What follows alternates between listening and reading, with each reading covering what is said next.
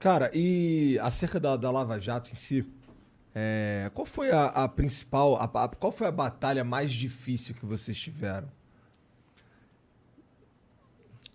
Igor, teve tanta batalha, e eu vou... Porque o sistema é feito para não funcionar.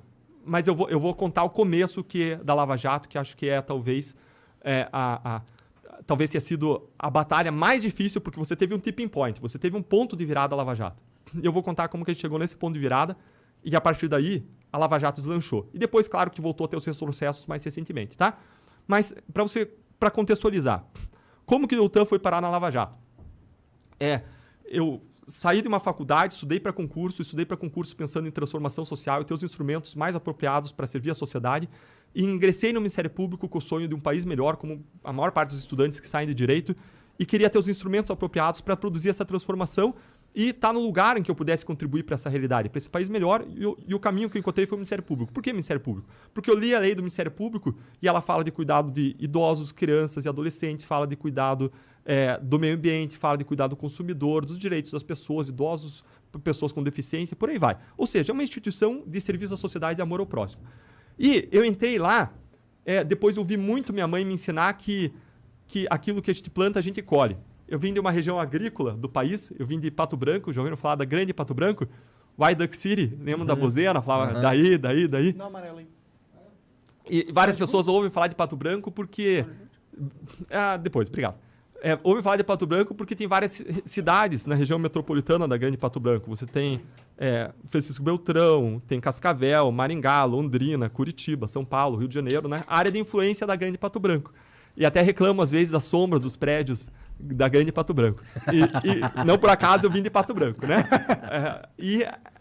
Então, eu saí de Pato Branco e cresci com a cultura agrícola, né? De você plantar e você colher. E eu vi vários casos acabarem em impunidade e eu falava, não, os meus casos vai ser diferente. Porque eu vou trabalhar duro, eu vou fazer tudo que está ao meu alcance, eu vou conseguir resultado diferente. E entrei com esse espírito de luta, de tentar fazer a diferença. Um ano depois, eu tive o meu primeiro grande caso de corrupção. Era um caso de gafanhotos. Esses gafanhotos não comiam as folhas das plantações lá de Pato Branco, mas comiam, sim, a folha de pagamentos da Assembleia Legislativa do Estado do Paraná. Eram funcionários fantasmas. Pior que rachadinha. Na rachadinha, o funcionário devolve um pedaço do dinheiro, né? No funcionário fantasma, o funcionário não existe, ele não sabe que ele está lá. É alguém da periferia que ganhou uma dentadura, preencheu um formulário, o cara usa os documentos do cara, coloca ele para trabalhar na Assembleia, ele nem sabe que ele está lá. No final do mês, vai um dos funcionários do gabinete, saca todo o dinheiro. Eu tive uma ideia durante a investigação, eu mandei um ofício para a Assembleia e queria saber todas as pessoas que recebiam salário na mesma conta. Que mais uma pessoa recebia o salário na mesma conta. E olhem o que eles faziam. Tinha casos de 12 pessoas que recebiam o salário na mesma conta. Com sobrenomes diferentes. Cara de pau, né? Muita cara de pau. Eles nem tentam esconder. Cara, é muita cara de pau. E aí você via o extrato do saque, ia lá uma pessoa e sacava de uma conta, de outra conta, tudo um em seguida do outro. Caralho. Cara, é muito absurdo, cara. É muito escancarado. É porque nunca ninguém investigava. Cara, eles confiavam na impunidade, né? E aí, eu consegui isso, a investigação foi avançando, aí bateu em pessoa com foro privilegiado e começou a palhaçada. Aí um cara se tornava prefeito e ia pro tribunal. Aí o cara virava deputado federal e ia pro Supremo. Aí o cara virava governador e descia pra STJ. E você não consegue seguir uma investigação, porque cada hora a investigação tá pulando de galho em galho e não dá nem tempo pro procurador, pro policial conhecer a investigação, pro juiz conhecer a investigação, daqui a pouco já tá pulando para outro galho. E o que aconteceu com esses casos? Mais de 10, 15 anos depois, adivinhe quantas pessoas punidas? Nenhuma pessoa punida. Aí você vai dizer, não, mas o dinheiro foi recuperado. Gente, não foi um centavo recuperado esse dinheiro. Um centavo. Um ano depois, eu passei a atuar num outro grande caso, que foi o caso Banestado. Esse caso foi um precursor da Lava Jato, foi o caso em que a gente desenvolveu uma redoma, em que a gente cresceu a cultura ali das colaborações premiadas. A gente fez coisa aí de 17, a coisa de colaboração premiada. Quem que teve essa ideia de colaboração premiada? Por que vocês estavam quente nessa ideia? Então, era um pessoal jovem que estava lá no caso do Banestado. Era eu, o Carlos Fernando, o Vladimir Aras, o Orlando Martello, o Januário Paludo. Pessoas inspiradas pelo direito americano e que queriam fazer a diferença e queriam fazer a coisa dar certo. E o que a gente percebeu? A gente percebeu que tinha uma lei que tinha criado a possibilidade de uma colaboração. E no exemplo norte-americano, isso eram contratos clausulados, a colaboração. Isso para proteger mais a sociedade, o Estado em relação à colaboração. E o que a gente percebeu? Que aquilo nos abria a possibilidade de a gente expandir exponencialmente as nossas investigações. Porque você pegava um doleiro, fazia um cerco probatório, conseguia... O cara estava fazendo operações milionárias. Você tinha razões para prender ele. Razões de interesse público, razões legais para prender ele. Você prendia o cara. O cara... E você abria a possibilidade, e os advogados abriam a possibilidade para ele, dele colaborar com a justiça, entregar outros 10 doleiros e receber uma redução da pena. E aí ele vinha e colaborava. Aí você pegava aqueles 10. Aí um deles queria colaborar. E você pegava outros 10. E, gente, a gente expandiu aquele caso. A gente acusou mais de 680 pessoas. Caralho! Foi um dos poucos casos que foi uma ilha de justiça no mar de impunidade brasileira. Por quê? Porque a gente desenvolveu, a gente fez o primeiro acordo escrito e clausulado da história do país no caso do Banestado. Sério? Quem que passou essa lei? A lei tinha passado antes, lá na década de 90, tinha passado algumas leis dizendo assim... 90, é possível fazer, mas ninguém tinha feito um acordo escrito e clausulado. Então a gente inovou. Não só inovou aí, mas inovou nas cooperações internacionais. A gente pediu a colaboração de outros países. A gente fez 180 pedidos de cooperação internacional. Nunca tinha sido feito nada parecido E também. é por isso que vocês são ligados a agentes da CIA. Cara, aí, cara. Descobriu a gente agora. Nos pegou agora. Tem gente que fala isso pra caralho, imagina. Cara, tem gente que fala, cara, mas essa é daquelas asneiras, aquelas Mas é por causa bobeiras disso, não dessas dão. colaborações internacionais? Exato, mas por que existe a cooperação internacional? Porque o cara que paga ou recebe propina, ele usa lavadores de dinheiro profissionais que movimentam o dinheiro no exterior. Movimenta o dinheiro fora do país. Então você pega lá a conta do Eduardo Cunha, estava em nome de uma empresa offshore, que é uma empresa que você compra pela internet, do Panamá, do Uruguai. Ele era o procurador dessa empresa, ele era o que a gente chama de proprietário beneficiário, ele era o real controlador, quem fazia a movimentação financeira, mas a conta estava lá na Suíça, aberta em nome de uma empresa offshore, e ele era o controlador, ele ou alguém da família dele. E para eu ter prova da corrupção, do pagamento da propina, eu preciso conseguir a documentação dessa conta. Preciso os documentos de abertura para mostrar que é dele, e preciso os documentos do dinheiro entrando e de onde que veio.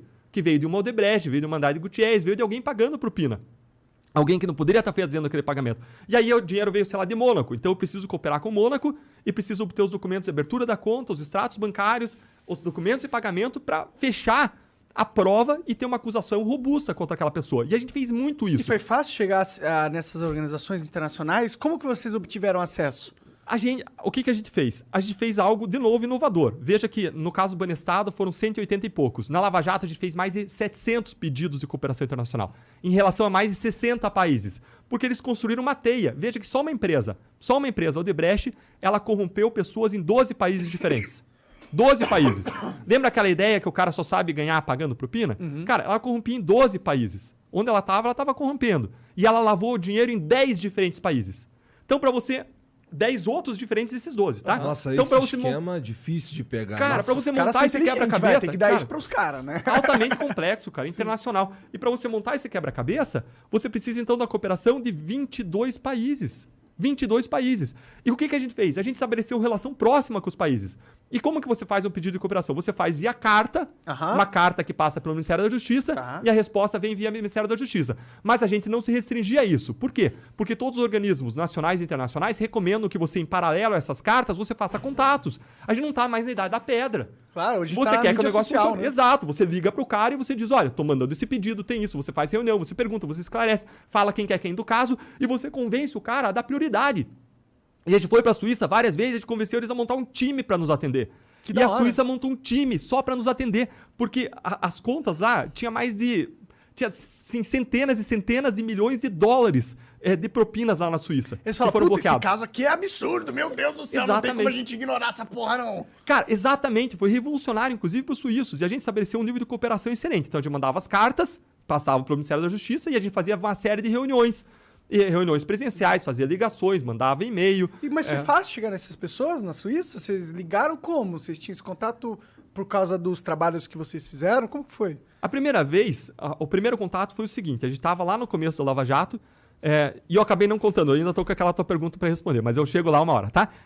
Aquela pergunta sobre qual foi o momento mais difícil, né? É verdade, pô. A gente vai evoluindo então, a primeira vez foi o seguinte, eu vou acho que retomar aqui a do Igor, e aí eu vou chegar nesse ponto, Demorou. Tá? Então, eu tive um caso, então, de insucesso, que foi o caso dos gafanhotos, depois tive outro caso de insucesso, foi o caso do Banestado, mais de 580 pessoas, 680 pessoas acusadas, sabe quantas pessoas foram presas? Pouco mais de 10. 10 anos depois, pouco mais de 10 tinham sido presas, responsabilizadas. Por quê? Porque o sistema não funciona. Quem tinha sido responsabilizado tinha sido os colaboradores. Isso é justo ou injusto? Isso é injusto pra caralho. Cara, o cara que colabora é o cara que tava se ferrando. Aí, um ano depois, eu tive um outro grande caso de corrupção e a gente acusou 2 empresários, auditores da Receita por corrupção também e outros crimes. Consegui condenar os 2 a mais de 40 anos de prisão cada um. Que da hora. Cara, super legal, né? Sim. Mas sabe se eles foram punidos? Não foram, porque 10 anos depois, dos meus 3 casos criminais, um foi anulado, o Superior Tribunal de Justiça adotou uma tese nova que nunca adotou na história, que a interceptação telefônica não podia passar de 30 dias, nenhum outro tribunal jamais decidiu isso, STJ ou STF, e adotou essa tese nova, anulou um dos casos. E os outros 2 acabaram em prescrição. Ah, Deltan, mas você não monitorou esses casos. Monitorei. Mandava cartinha para os desembargadores. Cartinha para os ministros, dizendo, esse caso vai prescrever, tem dinheiro bloqueado no exterior. Pelo amor de Deus, dá atenção para esse caso. Faz ele tramitar celeremente. E sabe onde que ele prescreveu? No STJ. Ainda tinha um degrau ainda do sistema.